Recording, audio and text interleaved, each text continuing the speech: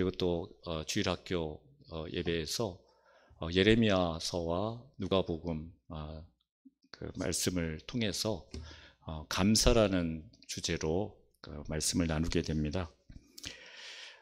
이 두 권의 신구약 말씀들을 함께 나누면서 하나님의 은혜 앞에 참다운 감사를 드리는 한 달이 될 수 있기를 바랍니다. 여러분들 그 본능 중에서 가장 참기 어려운 본능이 무엇인가요? 식욕이요. 네, 식욕이라든가 성욕이라든가 또 한 가지 이것을 채워주지 않으면 살아가기 힘든 게 있죠. 제가 가장 견디기 힘들어하는 것입니다. 그래서 제가 신학 공부를 하면서도 이게 제일 걱정이 됐었어요. 얘기를 들으면 정말 하루에 4시간, 5시간밖에 못 자고 3년을 보내야 된다라고 하는데 그것 때문에 정말 제가 아주 약골이라 그걸 감당해낼 수 있을까 했거든요. 식욕은 밥을 한 일주일, 길게는 거의 한 40일 정도를 안 먹어도 버텨낼 수 있습니다. 근데 잠은 이틀, 3일도 참기가 어렵죠. 네. 제가 한 보름을 못 자본 적이 있습니다. 근데 아주 안 자고는 보름을 견딜 수가 없죠. 쪽잠을 하루에 한두 시간 이렇게 쪽잠을 자면서 틈틈이 졸면서 그러면서 보름을 버틴 적이 있었는데, 그리고 일이 다 마치고 나서 한 일주일을 그냥 잔 적이 있어요. 일어나서 화장실 가고 밥 먹고 또 자고. 요즘도 가끔씩 너무 피곤할 때는 하루 종일 누워서 일주일간의 밀린 잠을 보충하기도 합니다. 이 잠이라는 것은 정말 우리가 얼마나 연약한 존재인지를 깨닫게 하는 것인 것 같아요. 누구나 하루의 노동을 마치면은 잠자리에 들어야 되죠. 가난한 사람이든 부유한 사람이든 아주 건강한 사람이든 건강하지 못한 사람이든 젊으나 늙으나 다 이 잠을 자야 합니다. 우리 인간이 얼마나 한계가 있는 존재인가 하는 것을 드러내는 아주 단적인 증거라고 할 수 있습니다. 그 밖에 여러분들이 정말 살아가면서 내가 이거밖에 안 되는 존재구나 하는 그런 자신의 한계를 느끼는 순간들은 언제입니까? 각각 다르겠죠. 우리가 하나님을 따르는, 하나님을 믿는 성도로서, 또 부모로서, 자녀로서, 또 일터에서 우리 생활 가운데서 수많은 우리의 한계들에 맞닥뜨립니다. 근데 이런 한계에 부딪힐 때 내가 이거밖에 안 돼 하고 좌절하기도 하지만 한편 그것은 우리에게 아주 은혜로운 순간입니다. 왜냐하면 그때 우리가 겸손해지기 때문이죠. 인간을 의지하지 않고 더욱더 하나님만을 붙잡을 수 있도록 해주는 시간이 그런 우리가 한계에 부딪히는 시간들입니다. 예레미야 17장 9절은 우리의 그런 마음의 상태를 정확하게 표현하고 있습니다. 만물보다 거짓되고 심히 부패한 것은 마음이라. 우리는 정말 죄로 인해서 부패하고 타락하여서 그리고 우리 스스로는 무엇인가를 이룰 수 없는 그런 무능한 그런 존재들이라는 것을 우리는 말씀을 통해서 분명하게 알 수가 있습니다. 1절 말씀부터 한번 17장 1절부터 말씀부터 한번 나누겠는데 1, 2절에서는 우리의 죄가 지울 수 없는 심각한 죄라는 것을 잘 알려주고 있습니다. 하나님은 유다 백성들의 죄가 그들의 마음판에 깊게 새겨져 있다고 지적하고 계시죠. 금강석 끝 철필로 기록되었다. 마치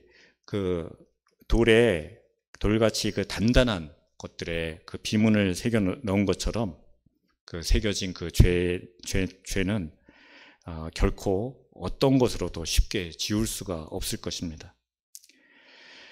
죄는 그리고 결코 부인할 수 없는 곳에 새겨집니다. 먼저 우리의 마음판에 새겨지고 제단뿔에 새겨집니다.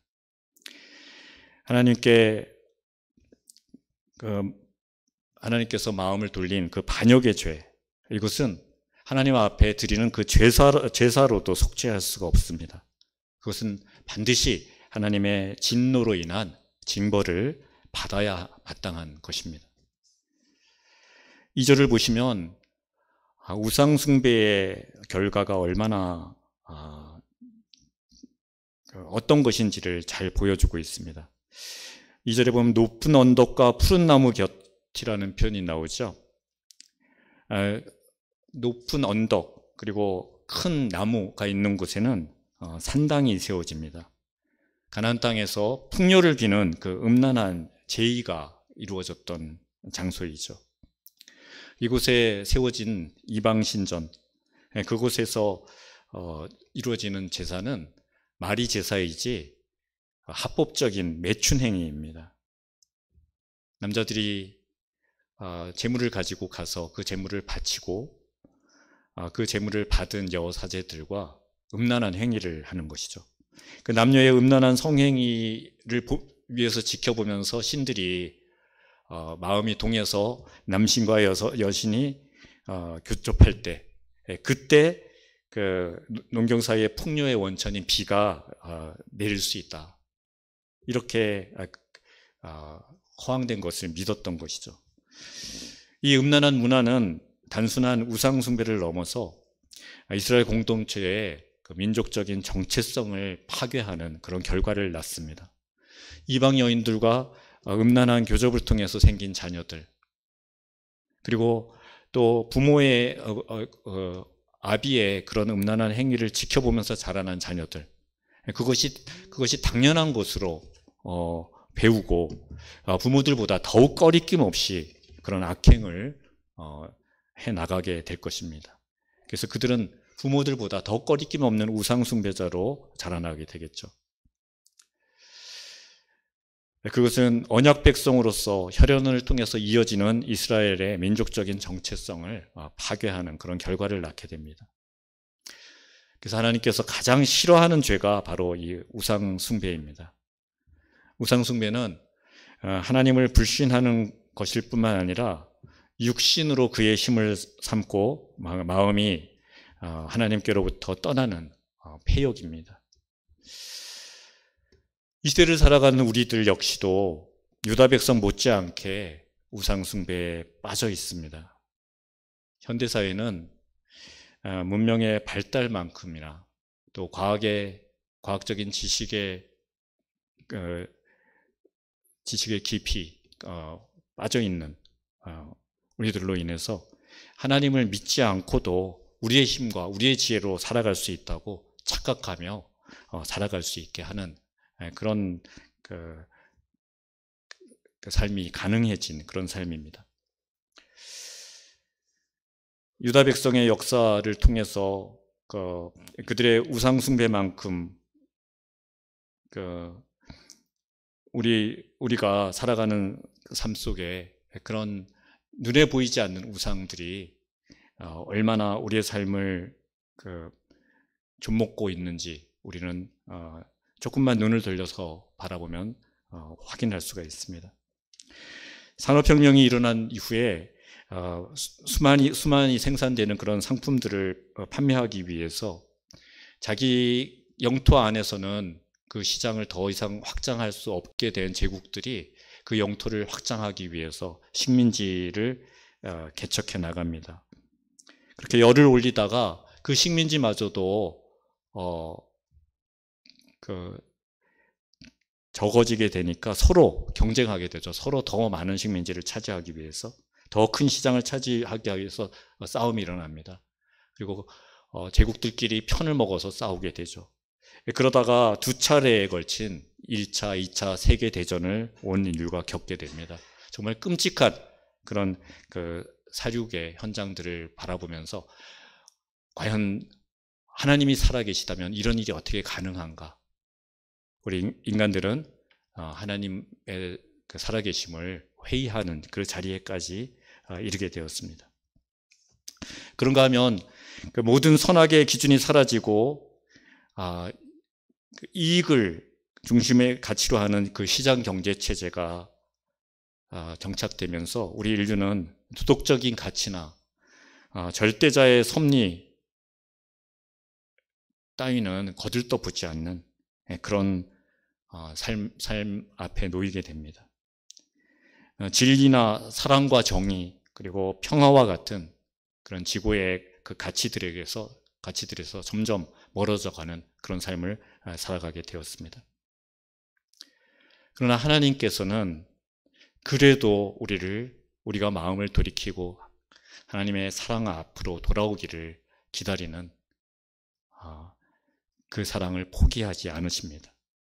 3절, 4절의 말씀을 보면 죄로 인해서 하나님의 관계가 깨어짐으로써 얼마나 큰 불행이 당할지 말해주고 있습니다. 유다 백성들에 대한 하나님의 그 심정은 마치 자녀나 아내로부터 당한 그 배신과 같은 것입니다. 아내를 위해서, 자녀를 위해서 온갖 수고를 아끼지 않으시고 정말 좋은 것으로 입히고 마음을 다해서 사랑을 쏟았지만 그들은 남편 또는 아버지와 같은 하나님을 버리고 다른 신들을 열심히 쫓아간 그런 가늠한 자들이죠. 호세아서를 통해서 그런 이스라엘의 간음을, 또 에스겔서를 통해서 피투성이가 된 어린아이를 걷어서 살리고 아름다운 여인으로 성장시켜준 그 하나님의 은혜를 저버리고 음란한 삶을 살아가는, 음탕한 짓을 일삼는 그런 여인의 모습, 그것이 바로 이스라엘과 유다의 모습이었습니다. 그래서 하나님의 진노는 아버지로서, 남편으로서의 진노와 같은 것이었습니다. 그 진노의 불길은 가히 상상하기 힘든 것이었습니다. 그런데도 그런 하나님의 징계로도 돌과 같이 단단한 그들의 마음을 돌이키기가 어려웠습니다. 이렇게 타락한 인간들은 자신이 직접 자신의 죄로 인한 결과들이 얼마나 끔찍한 것인지를 겪어보지 않고서는 무엇이 문제인지 쉽사리 깨닫지 못합니다. 그래서 하나님께서는 이들을 잠시 내어둠으로써, 그래서 그들이 깊은 절망의 상태에 빠져서 그제서야 마음의 중심을 돌이키고 하나님 앞에 돌아오기까지 기다릴 수밖에 없었습니다. 하나님이 그들을 사랑하셨기에 끝까지 포기하지 않고 기다리며 이들을 위해서 새로운 길을 마련해 주시는 것입니다. 5절과 8절 말씀을 읽어보면 그 시편과 잠언 같은 그런 그 지혜서의 그 맛이 많이 느껴집니다. 특히 시편 1편의 19가 떠오르게 되죠. 5절, 6절에서 그 저주받을 자의 삶을 먼저 다루고 있는데요. 저주받을 자는 하나님을 떠나서 살아갑니다. 오직 눈에 보이는 사람과 그 육신의 힘만 의지합니다. 겸손을 모르는 교만한 사람들의 행태입니다. 결국 그런 자들은 풀 한 폭이 없는 그런 척박한 광야에 외롭고 고통스럽게 살아가게 될 것입니다. 저주는 하나님께서 징벌로 내리시는 그런 재앙이라기보다 인간 스스로가 자초하는 것입니다. 하나님의 은혜에서 스스로 멀어짐으로 벌어지는 결과인 것이죠. 척박한 광야에서 겨우 생명을 유지하는 떨기나무 같은 그런 결핍된 모습으로 이스라엘과 유다 백성들은 도탄에 빠진 그 삶 가운데 하나님 앞에 자신이 어떤 저주를 받은 것인지를 깨닫게 됩니다. 우리가 신뢰할 대상이 사람이나 우리의 육신의 힘 지혜가 아니라 오직 하나님 한 분뿐임을 언제나 잊지 말고 기억해야 합니다. 우리가 사람을 의지하면 할수록 더 괴롭고 더 고통스럽고 더 외로움을 겪게 됩니다. 그 사실을 늘 기억할 수 있기를 바랍니다. 7절, 8절을 보면 의지하며 의뢰하는 것이 복이다라고 말씀하고 있습니다. 물가에 심어진 나무, 그것은 뿌리를 든든히 내리게 되죠. 비가 오고 창수가 나고 바람이 불어도 물가를 떠나지 않고 뿌리를 깊이 내리고 견디며 살아갑니다. 복받은 자의 삶의 모습이 바로 그런 모습이죠. 하나님을 떠나지 않고 하나님만 의지하며 하나님만 의뢰합니다. 아무리 고통스러운 순간이 있다고 하더라도 하나님을 떠나지 않고 그 자리에서 하나님께 간구하며 자신의 모든 삶을 하나님께 내려놓습니다. 더위가 오고 가뭄이 들어도 물가 같으신 하나님을 떠나지 않고 하나님께 더 깊이 있게 뿌리를 내리게 됩니다. 하나님을 의지하는 사람들은 많이 돌아가는 것처럼 보이지만 때가 되면 하나님이 주시는 복의 결실을 반드시 맺게 됩니다. 이 6절의 말씀을 보면 시편 1편이 저절로 떠오르게 되죠. 그래서 시편 1편과 더불어서 이 말씀을 우리가 자주 묵상하면서 바람에 날리는 겨와 같은 인생이 아니라 한 곳에 우직하게 깊이 뿌리 내린 그런 삶을 살아갈 수 있기를 바랍니다. 요즘 전기 자동차가 내연기관 자동차들의 시장을 급속도로 빼앗고 있습니다. 너무나 편하고 너무나 안락한 그 자동차. 그런데 그 자동차에 전기가 공급되지 않는다면 고철덩어리에 불과하겠죠. 하나님께로부터 생명을 받은 우리, 하나님의 지으심을 받은 우리가 하나님께 접속되어서 하나님의 힘을 공급받지 않는다, 하나님께 의지하지 않는 삶을 살아간다. 그럼 그 자체가 죽음이고 그 자체가 아무것도 할 수 없는 그런 상태가 되는 것이죠. 우리의 머릿속에 항상 우리는 우리 자신이 하나님의 형상대로 지음받은 하나님의 피조물이라는 것을 잊지 말아야 할 것입니다. 하나님을 내 삶에서 결코 떼어 놓아서는 안 될 것입니다. 언제나 겸손하게 하나님을 의지하고 하나님을 신뢰하는 것, 그것이 우리에게 생명을 주신 하나님 앞에 가장 기본적으로 우리가 지켜야 될 도리입니다. 우리는 그 도리에 따르는 것조차도 사실은 스스로의 힘으로 할 수 없는 그런 무능하고 무력한 자들입니다. 하나님의 피조물이지만 정작 자기 욕심, 즉 사단의 계획을 품는 것을 즐거워하는 자들입니다. 유다 백성들이 하나님을 거부하며 살아가는 것은 아담의 타락, 그 타락의 실상이 어떠한 것인지를 잘 알려주는 동시에 우리가 하나님을 믿고 의지해야 될 그 이유를 또 선명하게 알게 해줍니다. 우리 모두는 병든 자들입니다. 그래서 죽을 수밖에 없는 자들입니다. 우리가 살기 위해서는 치료를 받아야 합니다. 성경 말씀들은 우리 모든 인생이 그 정도가 너무나 심각하여서 치유 자체가 불가능할 정도로 철저하게 병들어 있는 상태라고 자주 묘사합니다. 그러기에 바로 복음의 능력이 우리에게 필요한 것입니다.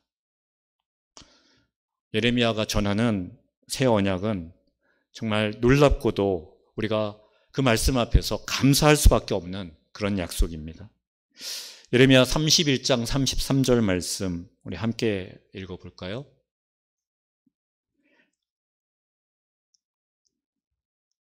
네. 31장 33절 그러나 그날 후에 내가 이스라엘 집과 맺을 언약은 이러하니 곧 내가 나의 법을 그들의 속에 두며 그들의 마음에 기록하여 나는 그들의 하나님이 되고 그들은 내 백성이 될 것이라. 여호와의 말씀이니라. 우리 속에 하나님의 법을 두시고 우리 마음에 그 말씀을 기록하겠다라고 약속하십니다. 하나님께서 우리의 마음을 친히 만져주시고 치료하실 때 우리가 하나님 백성으로 회복되고 하나님의 백성이 될 것이다 라고 새롭게 약속하고 계십니다. 그렇습니다. 하나님 앞에서 우리는 그 무엇도 숨길 수 없는 자들입니다. 9절은 만물보다 거짓되고 부패한 것이 인간의 마음이라고 말했죠. 이 부패한 인간은 자신의 상태를 바로 아는 것조차도 힘든 그런 무능한 상태입니다. 우리의 옳고 그름은 오직 하나님만이 판단하실 수 있습니다. 하나님만이 우리 마음속에 있는 가장 깊은 것까지도 다 아십니다.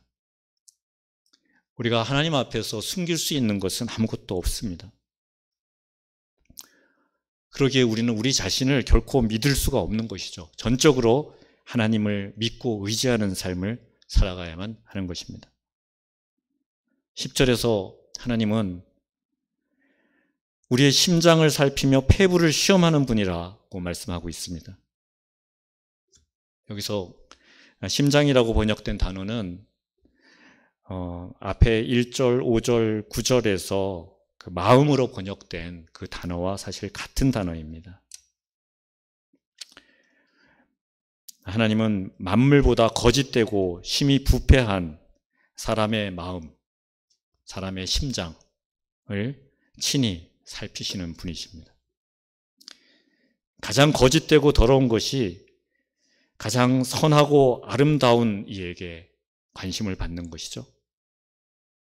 어쩌면 이렇게 큰 아이러니는 없을 것입니다. 근데 그것이 바로 우리에게 주시는 은혜인 것이죠.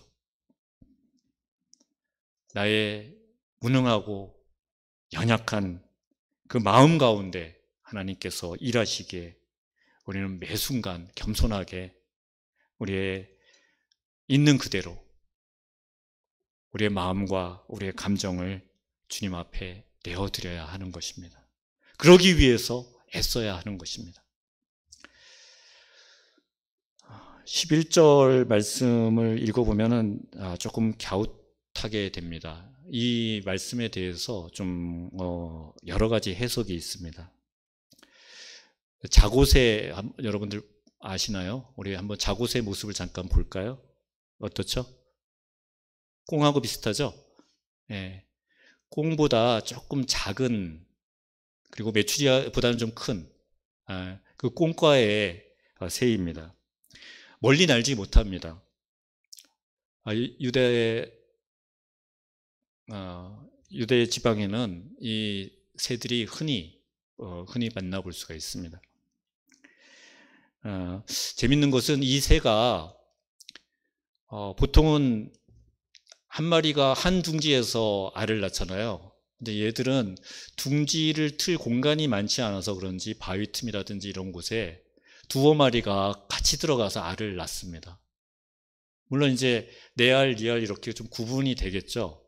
근데 그 중에서 좀 힘이 센 암놈 녀석이 다른 그 자고새를 몰아냅니다. 그리고 그 많은 알들을 자기 혼자서 품으려고 합니다. 자, 그렇게 많은 알들을 품어서 병아리가 생산되면 한 마리가 수많은 자기가 낳은 알보다 훨씬 많은 그런 병아리들을 거느릴 수 있게 되겠죠?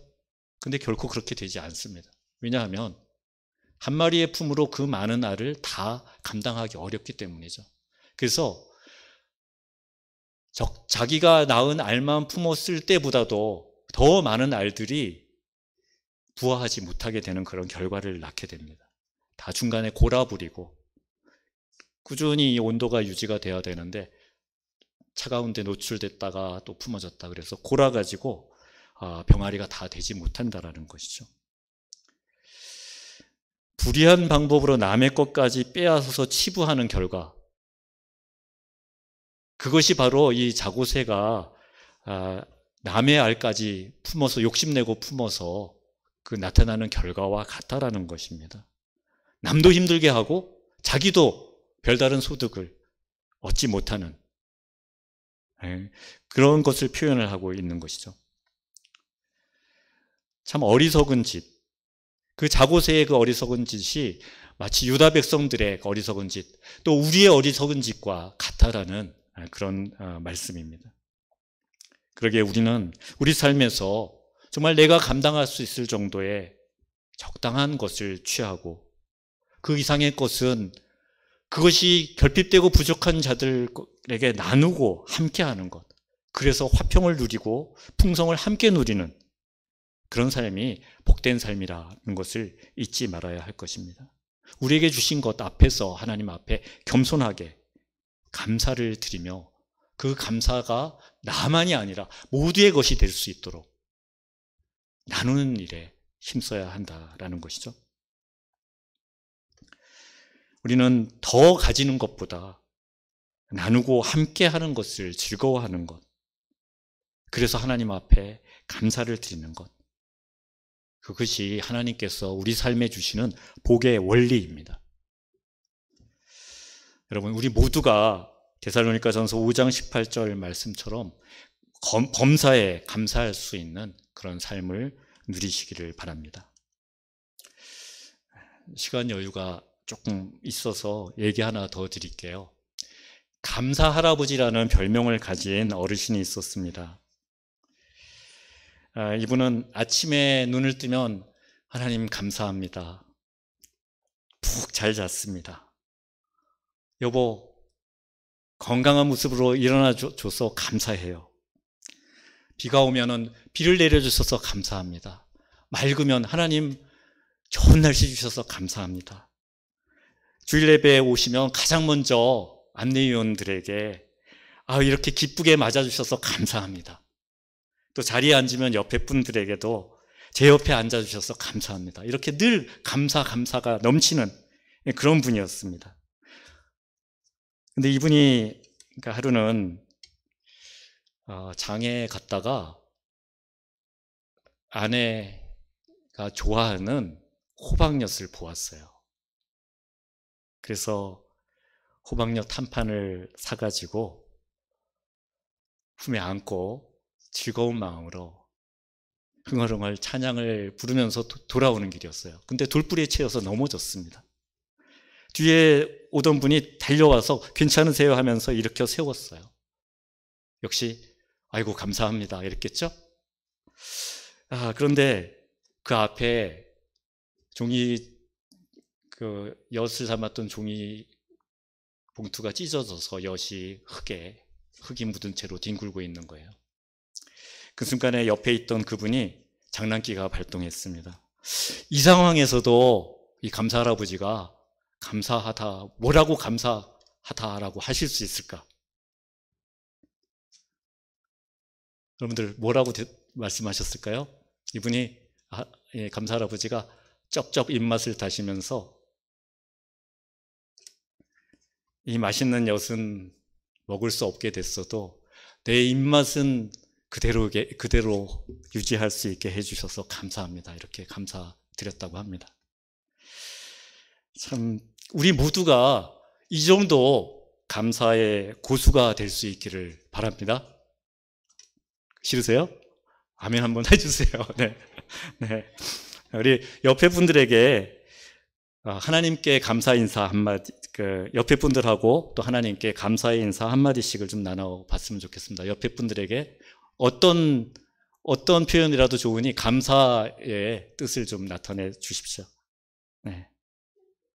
나와 함께 예배 드려서 예배 자리에 같이 앉아주셔서 감사합니다. 네. 하나님, 이 믿음의 공동체, 이 사랑의 공동체 안에서 그리스도 안에서 하나 된 기쁨을 누리게 하시니 감사합니다. 네. 이렇게 이제 말씀을 맺도록 하겠습니다. 우리 반주 좀 준비해 주시고요. 오늘 그 말씀은 육신을 힘으로 살아가는 그런 교만한 삶은 그 자체가 저주받은 삶이고, 오직 겸손하게 하나님만을 의지하는 것, 그것이 복된 삶이라고 우리에게 말씀해 주셨습니다. 우리가 매 순간 하나님 앞에 겸손하며 하나님만 의지하고 우리 삶의 모든 문제들을 의뢰하며 살아갈 때 하나님께서 그 복을 우리의 삶 가운데 드러내 보여주실 것입니다. 우리는 그 복된 삶을 감사함으로 살아가며 우리 자녀들에게 그 복된 삶을 가르쳐야 할 것입니다. 하나님의 그 헤아릴 수 없는 넓고 깊은 사랑을, 그 사랑의 품을 우리 자녀들에게 보여줘야 할 그 책임이 우리에게 있는 것이죠.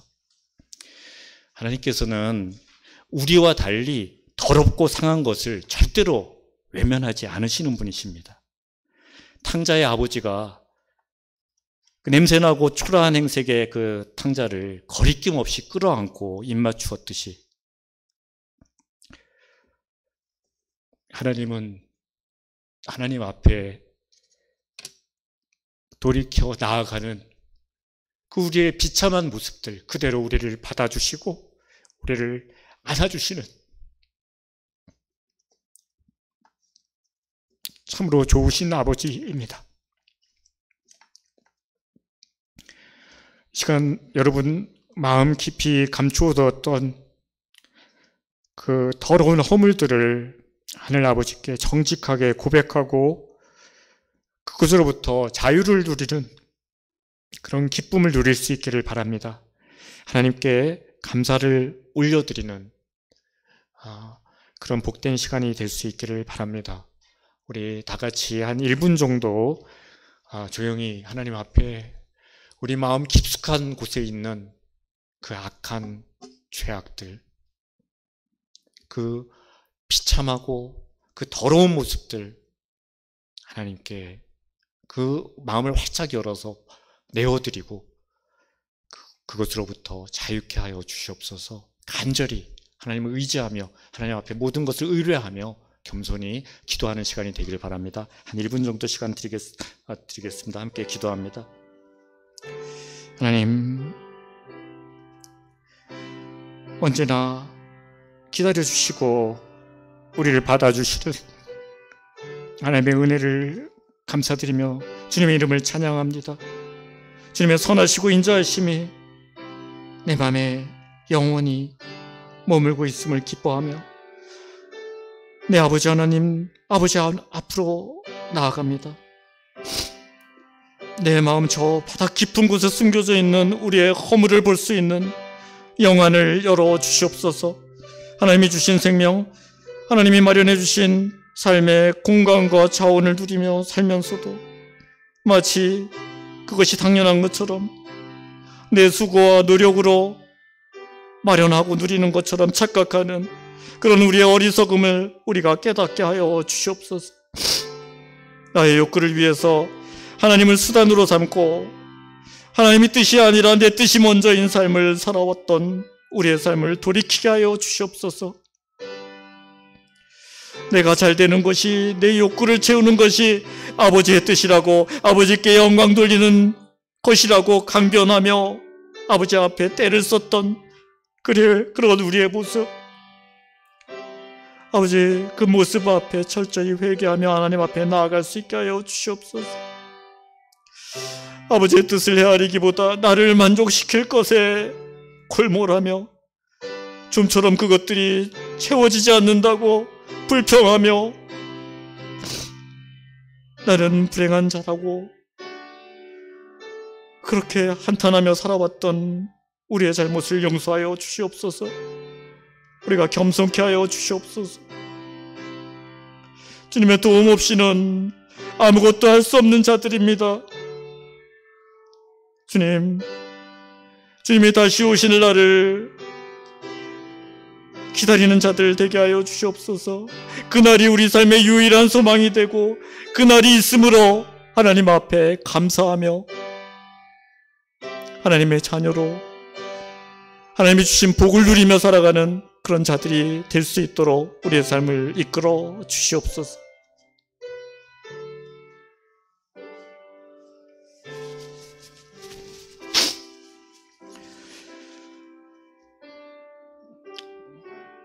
하나님, 간절히 기도합니다.